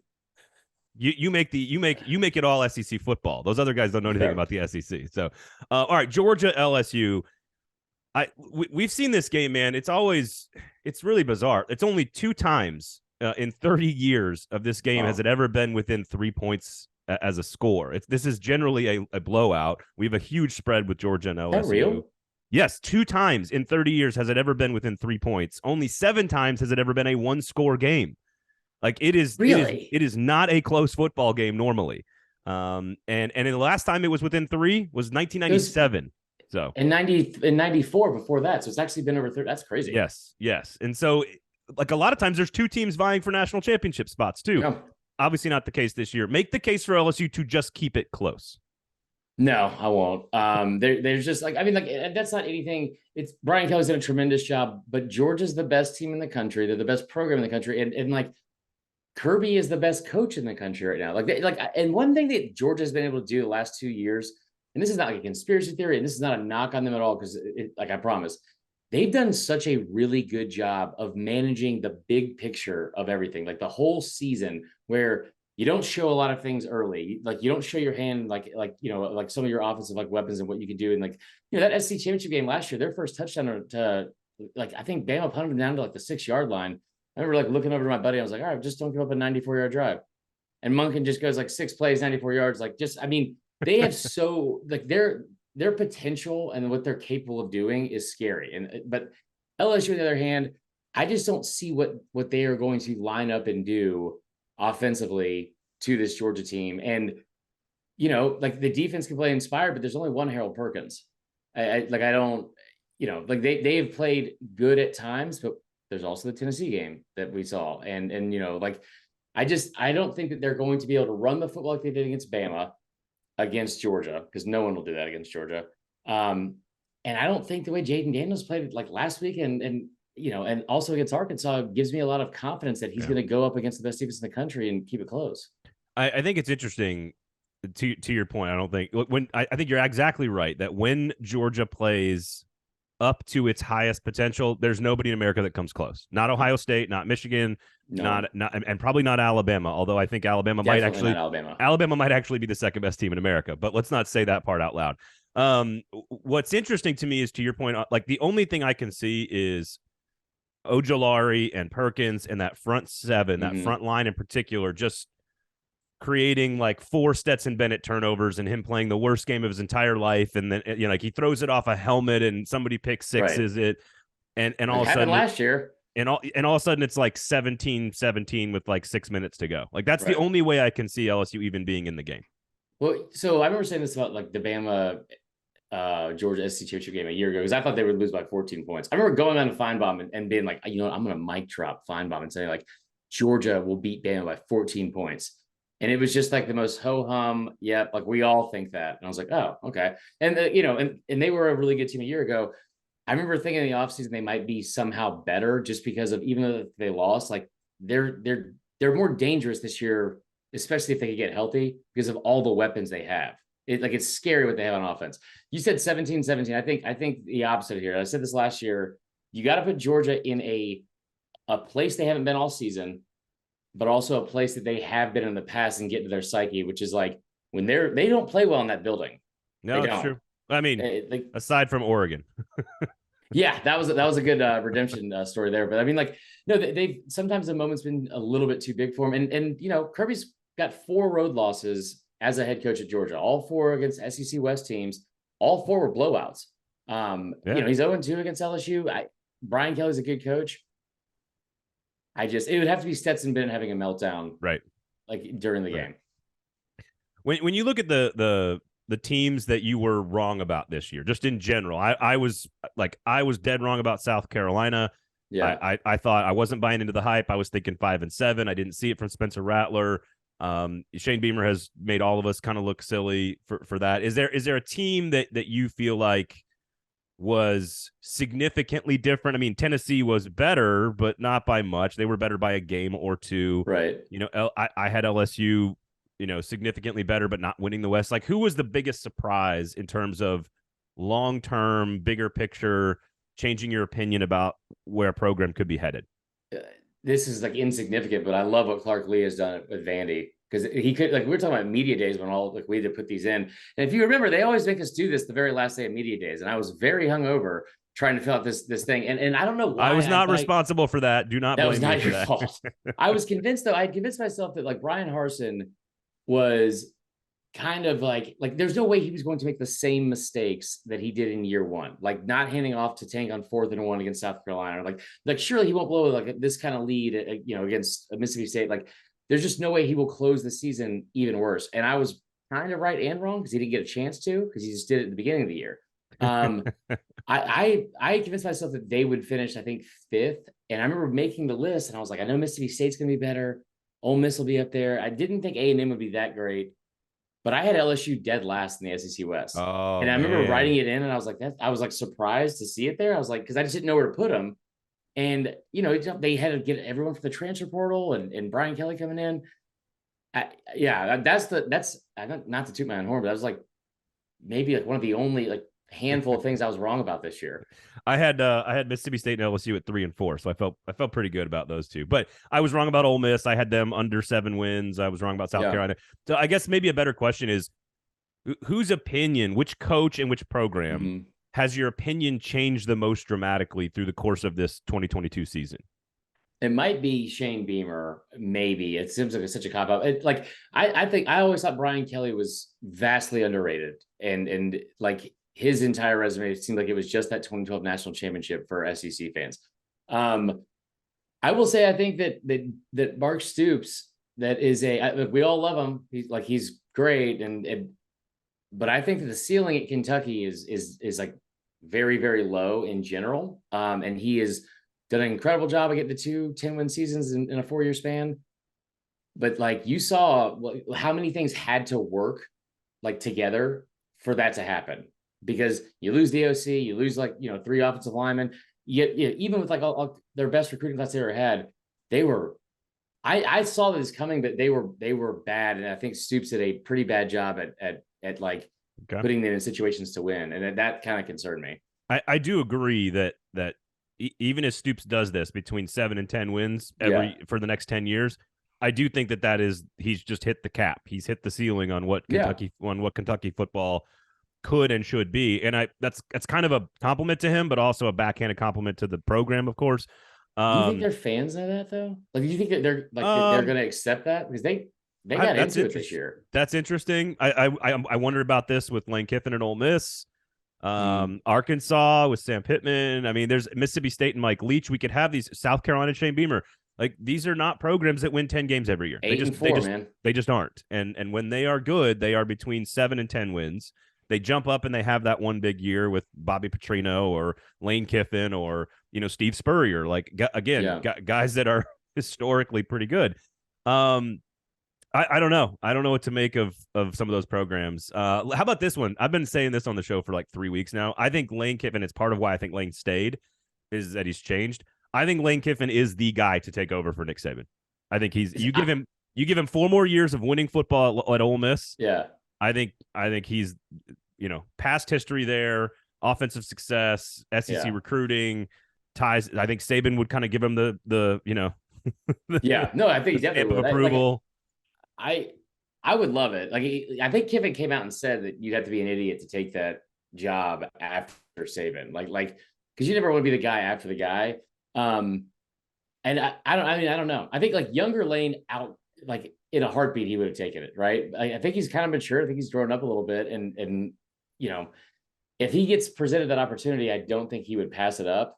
And you know me well enough to know, like, that is like the perfect person that I would want after Saban. Yeah. Because like, I still want somebody that's a little bit of an asshole and like, but also likable and just don't put Dabo anywhere near that program. Well, that's not an option in my opinion, at least. So he reached out to Auburn. Yeah, well, that'd be interesting, man. Well, they got like a miniature preacher. No, he did. He had Dabo. He had his agent had reached out. This is an actual confirmed thing that he had reached out to Auburn about being like mutually interested in the job. And they went with Hugh Freeze. They went with like the bad like youth group pastor. instead of, Again, the like head Gus pastor. Gus Malzahn is here and accomplished X amount for Yeah. X number of years. Dabo is at the same place, accomplishing X number of things at X amount of years. And I'm not sure Hugh Freeze is at the same level of either one of them. So we'll see. No, he's not. We'll see. Chris, always a pleasure, man. Tell everybody where they can find all your stuff, man. The Uncensored podcast, Vern Funquist on Twitter. Give everybody a rundown. Yeah, man. So it's at Vern Funquist on social media, and then we have the podcast called College Football Uncensored. We have new episodes every Sunday and like Sunday night and Wednesday. We actually do it live every week on YouTube, so you can watch me fumble around with technology, say a lot of bad words, and then also still talk some football. So we have a good time. It's I always say if you like the F word and or if you love football and hate the bleep button. I just messed up my own catchphrase. What an ending. Football, bad words, and fumbling with technology. Those are Look, I'm a 40-year-old dad. You're right in my wheelhouse, dude. Like those are all my things. Thank you so much for hanging out, dude. Good to talk to you. Good to see you. Happy holidays, and we'll talk soon, man. Sounds good, man. That was Chris Marler, Saturday Down South, College Football Uncensored podcast. Make sure you check all that out. Always love talking with him. He certainly lightens the mood a bit after the heavy tunes earlier in the pod. All right, you want the stat? I do want the stat. All right, here's the stat for the SEC championship game. Okay. It's been played 30 times. 30 years we've had the SEC championship game. How many games do you think have been played within 3 points? Ooh. So like nail biters. I'm guessing it's a lot based on the question. Okay, how many? Give me a guess. 30 times they've played. How many have been 3 point within 3 points? 12. One field goal. 2. Oh, I went the wrong direction. Yeah. Well, I was going to let you do that. I let you die on the. You went that way, and I kind of encouraged it. So I'm sorry. I knew it was going to be an extreme. I just didn't know which one. And not since 1997 has a game been played in Atlanta between the two division champions in the SEC title game within 3 points, which I find to be interesting. Only 7 times in 30 years has it even been a one-score game, so within 8 points. Less than a third of these games are really good. I say all of that to point out that Georgia is a 17.5-point favorite over LSU. Yeah.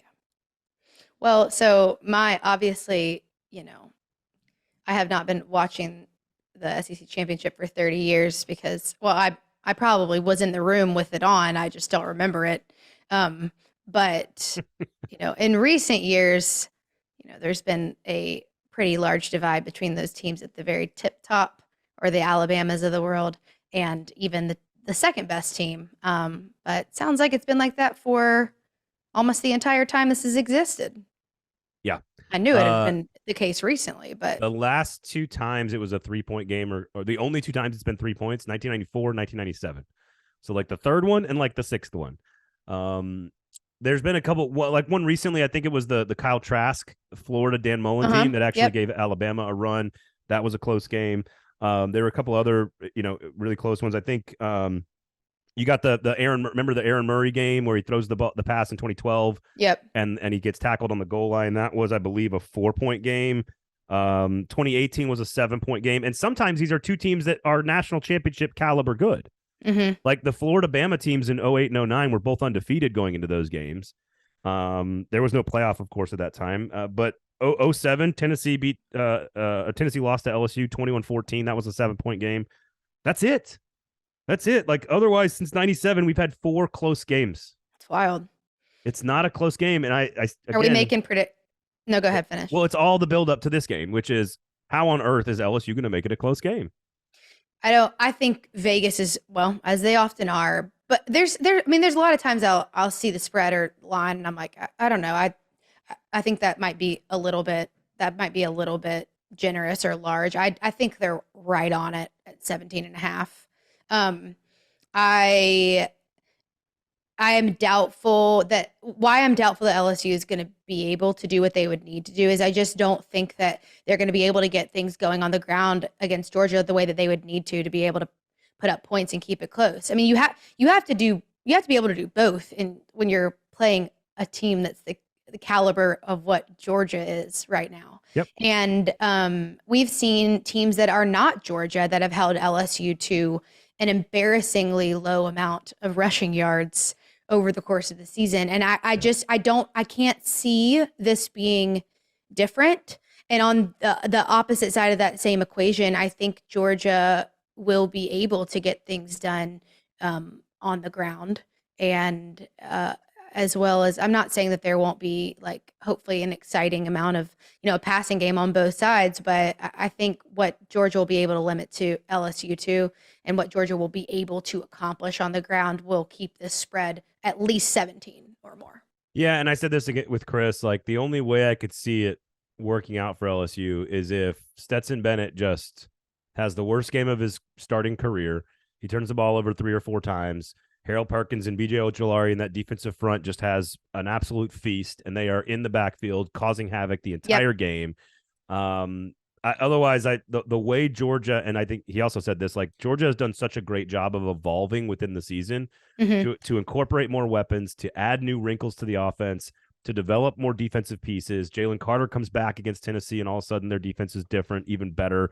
I just like that. I don't see any way LSU wins the game other than one of those like bizarro quarterback games where like the guy just turns the ball over like 6 times. And I don't see that happening because Stetson Bennett doesn't do that very often. So no, I mean, not to say that it can't happen. I think you're spot on that it's not going to be, if it's close or if something crazy happens, it's not going to be because Georgia executed the way that they normally do or the way they planned on. It's going to be because, like you said, LSU is able to create havoc on defense or able to force some turnovers, or, Stetson again has a very out of character game and LSU is right there and ready to capitalize on those mistakes. And I think that, if Daniel, even though Daniels is, I guess maybe not in his best possible shape, I still think that we can expect to see him in this game. I think Georgia's fully prepared for that. Yeah. And although he is a dynamic quarterback, this is not even when Georgia has faced, if we try to make an argument for LSU, even when Georgia has faced teams that were not as good as they were, they have still seen a fair amount of dynamic quarterbacks that can extend plays, that can make things happen on their feet when all their other options are exhausted. That includes Hooker, that includes Anthony Richardson, even though Florida isn't up to par, that includes Levis. Yeah. So it'll just be, Georgia is pretty good at, I think Georgia will still be good at being able to, keep them in the pocket and limit what happens for them. I'll give you like what I think Georgia should be rooting for around the country. Okay. In just a second, and that's how we'll finish up. It's really weird to have, Hugh Freeze is such big news, and Auburn's coaching searches are always so fun and circusy and fun to, like, just hilarious to watch and enjoy just as like a soap opera, that it's hard to understand why an SEC championship game would be, this deep into the show and this sort of late in our quote unquote rundown, like that. It's just so weird because it feels like such a foregone conclusion that Georgia will finish the deal here. And maybe we're wrong, and that's how we start next week's show, and it's all about LSU winning and, Brian Kelly being an SEC champ and beating Georgia and Alabama in his first year, which is all why he left Notre Dame. LSU has a dynamic quarterback who can run and an interesting defensive line that could pressure the quarterback. Those are the 2 things they've got, and if those 2 things are near perfect and Stetson Bennett is garbage, then LSU could be in the game late in the 4th quarter. But as we've told you, only 2 times in the history of this game, and not since 1997, has it been a 3-point game. So that's crazy. Just worth pointing out. I could not believe it. I'll admit my wrongs if I'm wrong. Oh, for sure. Which we do on the show all the time. We admit it all the time. Real quickly, here's what I think Georgia fans. jedone.com. Special thanks to our title sponsor. Thanks to Chris Marler. Really thanks to Alex McDaniel for joining us, of course. Here's what I think Georgia fans need to root for. For Michigan to win against Purdue, to stay at number 2. Obviously for themselves to win and stay at number 1. Michigan to win and stay at number 2. They need USC to win and beat Utah, and TCU to lose to Kansas State. And therefore, TCU probably gets in at number 4 and becomes Georgia's opponent in the first round. The 2 things I don't think I would want as a Georgia fan would be having to face USC and Caleb Williams or Ohio State and CJ Stroud. I would not want to play either one of those two in the first round. That's a tough first round draw for the number 1 seed in America. Totally. I would want TCU to lose a close game, fall 1 spot, and for USC to win a game over Utah on Friday night and get to number 3 spot. So that matchup would make more sense. And then you get Michigan USC at 2-3, and you get Georgia TCU at 1-4. If I'm Georgia fan, that's what I want in the first round. As a fan of football, I want USC and Caleb Williams going against that Georgia defense. That's what I want to see. I think that's the best matchup in the playoff, in my opinion. I agree. I think that is the recipe of exactly what they should be rooting for. There you It's go. a good breakdown. Sometimes that's helpful too, because there's a lot of moving parts. So it's helpful to hear exactly what people need to happen. If Georgia's in at 12-0, then Michigan should be in at 12-0 regardless of what happens in the Big Ten championship game, and TCU should get in at 12-0 if they lose to Kansas State. All 3 of those top 3 should automatically get in, even if they lose a game, because I think they've done enough to prove it. And then obviously you go, USC has to win to get in, otherwise they're out, and Ohio State slides in at 4, and then Georgia gets what's your consolation prize? Well, you got to play CJ Stroud and Marvin Harrison Jr. and that Ohio State offense in the first week of the first game of the playoffs. So there you go. Happy Thanksgiving. Happy Thanksgiving, everybody. Special thanks, Chris Marler, Alex McDaniel, Erin Dugan. My name's Braden Gall. Thanks for listening. Go to jedunn.com, everybody. Have a great weekend. Enjoy Championship Saturday. This has been Fringe Element here on the 440 Sports Network. You do know Thanksgiving already happened, right?